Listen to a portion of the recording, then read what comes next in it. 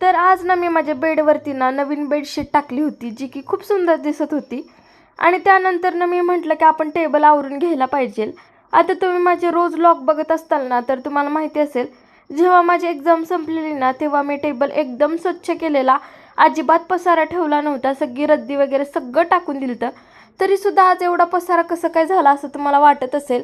पण हा पसारा आहे का नाही, असे न लागणारी कागदं वगैरे होती, एक्सपायर झालेल्या गोळ्या. त्यामुळे मी ते सगळं पसारा काढला आणि टाकून दिला. एकदम घर स्वच्छ केलं. त्यानंतर ना मी माझं पण आवरलं, छान हेअरस्टाईल केलेली. आणि घर स्वच्छ करताना ना मला एक खड्याच्या टिकल्याचं पाकिट सापडलेलं. म्हणून मी त्यातली एक टिकली लावून बघितली, म्हटलं बघूया कशी दिसतीये. त्यानंतर ना टाइमपास म्हणून मी माझ्या बहिणीच्या हातावरती मेहंदी काढली. कशी आली मला नक्की सांगा कमेंटमध्ये. त्यानंतर ना मला आठवलं की सुट्टीमध्ये मी बऱ्याच गोष्टी केल्यात, पण पेंटिंग काय केली नाही. म्हटलं चला आज बसल्या बसल्या पेंटिंग करूया. म्हणून मी चित्र काढायला तर घेतलं, पण मला मध्येच कंटाळा आला म्हणून मी अर्धवटच चित्र काढलंय. पण कसं आलंय मला नक्की सांगा. रात्री मग मी माझ्या बाळाचा लाड केला आणि मग मी ना माझा ड्रेस पण इस्त्री करून ठेवला, कॉलेजचा युनिफॉर्म वगैरे. आणि मग मी माझ्या बाळाचा लाड करत करत झोपी गेले.